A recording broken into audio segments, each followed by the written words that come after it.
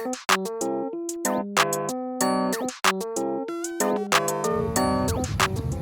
Assalamualaikum warahmatullahi wabarakatuh. Waalaikumsalam warahmatullahi wabarakatuh. Izin mengenalkan diri, nama saya Muhammad Fadli Firdaus dari Universitas Jenderal Ahmad Yani, program dari kelompok dengan tugas mewawancari suatu perusahaan. Baik, pertama izin Pak, dengan siapa saya berbicara? Saya dengan Jatmika. Saya kebetulan pimpinan perusahaan konsultan di antara Kresindo.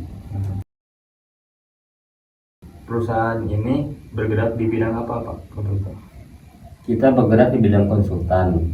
Nah, konsultan itu kebetulan kita spesifik di konsultan rumah sakit, tapi di sistem IT-nya. Sistem IT untuk rumah sakit. Asal mula berdirinya perusahaan ini bagaimana Pak? Asal mula perusahaannya tuh ribet memang. Ini perusahaan didirikan tahun 2010. Waktu itu kita didirikan oleh banyak orang, kurang lebih 5 orang di 2010. Dan kita spesialis kita waktu itu belum diambil. Ya, kita memulai dari pekerjaan IT di pemerintahan. Dari mulai pemerintahan sampai swasta dan pemerintahan. Nah, itu kita berdiri di tahun 2010 ya, 2010 di bulan Oktober, dengan visi dan misi itu adalah untuk menjadi konsultan yang bisa diakui oleh dunia IT dimanapun itu. Bagaimana perusahaan ini menangani risiko dalam operasi bisnis? Nah, ini karena kita sebagai konsultan, jadi ini harus dipahami oleh rekan-rekan bisnis, apalagi baru mau selesai kuliah ya. Jadi risiko bisnis apapun itu ada. Nah, terlebih dari kita sebagai konsultan. Kenapa kita mengambil spesifikasi sebagai konsultan rumah sakit? Karena banyak sekali yang abu-abu antara developer dan konsultan. Faktor risiko yang kita ambil adalah ini karena rumah sakit ini adalah sebagai pelayanan masyarakat, sehingga kita tidak bisa menjadi developer di situ, tetapi harus menjadi konsultannya, karena resiko-resiko yang diambil oleh rumah sakit itu berhubungan dengan nyawa pasien, berhubungan dengan pelayanan, berhubungan. Nah, resiko di kita boleh dibilang faktor resiko cukup tinggi, karena kita harus dapat menjadi katalisator bagi pemerintah dan juga pelaksana bisnis, dalam hal ini rumah sakit. Nah, di sini ada pelayanan rumah sakit yang mudah dan ada yang sulit. Ya.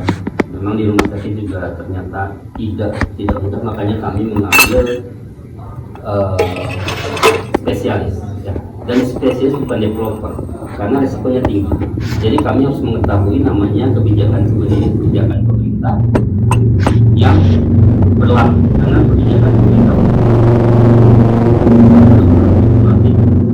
Nah, di situ ada resiko besar buat kami, utama untuk karena rumah sakit pemerintah atau rumah sakit swasta yang bekerja sama dengan BPJS, dia mempunyai dua pemerintah yang harus dia akomodir. Dua sisi yang harus dia akomodir. Di satu sisi pemerintahannya itu di bawah Kemenkes, di satu sisi di bawah BPJS. Nah, ini di pelayanan aman, mungkin saja di klaimnya tidak aman. Nah, ini jadi ini resikonya cukup lumayan, dan itu resiko itulah yang kami tangani sehingga rumah sakit bisa nyaman bekerja sama dengan kami. Sebagai pemilik atau perusahaan, prinsip apa sih Pak yang Bapak pegang dalam mengelola tim? Prinsipnya sebenarnya kami membangun membangun rumah sakit, sebagai konsultan ini kan penuh perjalanan dengan berbagai macam kendala di lapangan, ya, di klien. Di sini juga ada di di visi misi kami gitu ya. Jadi kami punya visi gitu, dari awal diharapkan kita menjadi perusahaan terdepan dan bidang konsultan informasi teknologi di rumah sakit. Ya, itu menjadi visi kami, sehingga untuk masih mampu bersaing, dan juga punya misi itu memberikan jasa pelayanan terbaik kepada dengan nilai tambah kepada setiap mitra, yang menjalin kerjasama dengan berdasarkan prinsip sebagai berikut nih: berorientasi kemitraan, aktivitasnya, lalu inovasi yang berkesinambungan, kualitas dan profesionalisme, juga komitmen dalam setiap pelayanan. Nah, ini yang kita berikan kepada klien apabila dia mengambil kerjasama bersama. Berapa karyawan saat ini yang bekerja di perusahaan tersebut? Kalau saya kebetulan Bapak, bukan tersebut dong, Ya, Bapak lah. Ya. Jadi karyawan kita saat ini total hampir 15 orang. Ya, itu ada programmer, ada analis, lalu ada support. Ya, ada support itu yang turun di lapangan di rumah sakit yang bekerja sama dengan kita. Ada di sisi administratif, ada juga di marketing, dan juga termasuk saya di pimpinan dan ada yang pengurusan pajak dan lain-lain. Kurang lebih 15 orang yang saat ini bergabung di kami. Baik, pertanyaan selanjutnya, apa yang membuat perusahaan ini berbeda Pak dari pesaing di industri ini? Nah, itu dia yang membuat kita beda, karena kita ambil spesifikasi yang khusus. Jadi kita mengambil spesialis, itu jelas sangat berbeda dengan penyedia-penyedia, mungkin developer ya, lebih ke developer yang ini kan menjadi kerjasama sama rumah sakit. Jadi yang bedanya, kami tidak mudah mengikuti apa keinginan klien, tetapi kami selalu mensinergikan antara keinginan klien dengan aturan pemerintah. Karena naungan rumah sakit ini adalah di naungan pemerintah, nggak bisa asal memberikan suatu keinginan mereka dilakukan. Itu satu. Yang kedua, kami meluruskan. Jadi ada di rumah sakit ini keinginan klien yang tidak bisa kami laksanakan. Kalau memang mereka memaksa, nah ini salah satu yang mungkin berbedanya adalah, kalaupun mereka memaksa untuk melakukan prosedur yang mereka inginkan, kami akan meminta pernyataan dari pimpinan bahwa ini adalah keinginan rumah sakit. Karena dalam rumah sakit ini kita pikirkan dari A sampai Z, termasuk akreditasi rumah sakit, ya, akreditasi rumah sakitnya, lalu juga untuk masalah laporan ke Kemenkes itu masalah di PPI-nya, PPI infeksi ya, infeksi. Nah itu tuh semua itu kami buat sesuai rule, itu yang ya aturannya. Kalaupun mereka melenceng, kami tidak serta merta hanya membuatkan tidak, karena kami bukan developer, kami konsultan untuk rumah sakit. Termasuk sekarang udah ada aturan elektronik rekam medis. Elektronik rekam medis pun itu kebanyakan orang di rumah sakit itu, kebanyakan bukan konsul ya, developer itu memindahkan manual ke elektronik itu. Nah kita tidak begitu, karena ada aturan dari Kemenkes yang menggunakan sistem variabel. Jadi form-form yang dibuat saat ini itu akan berbeda dengan form-form yang ada di rumah sakit. Itulah yang menjadi pembeda kami. Jadi dari industri industri, karena memang kita spesifik di rumah sakit, kita tahu proses kebutuhannya, itulah yang kami ini kan ke rumah sakit. Itulah salah satu yang berbeda, sehingga mereka juga sejauh ini alhamdulillah mereka nyaman dengan kita, dan kita support pun, biarpun habis kontrak, kalau mereka perlu layanan atau arahan, itu menjadi salah satu komitmen kami untuk memberikan pada mereka tanpa ada pembiayaan tambahan. Itu pembiayaan di kami ya. Bagaimana pembayaran karyawan? Apakah masih di bawah UMR atau udah melebihi UMR? Nah, kalau karyawan udah tahu sendiri, teman-teman IT ini nggak ada yang murah. Ya. Nggak ada yang murah, dan tidak ada yang namanya di bawah UMR. UMR pun tidak ada. Ya, jadi teman-teman programmer di kami, karena memang yang kita ambil adalah middle, ya, yang kelas menengah ke expert.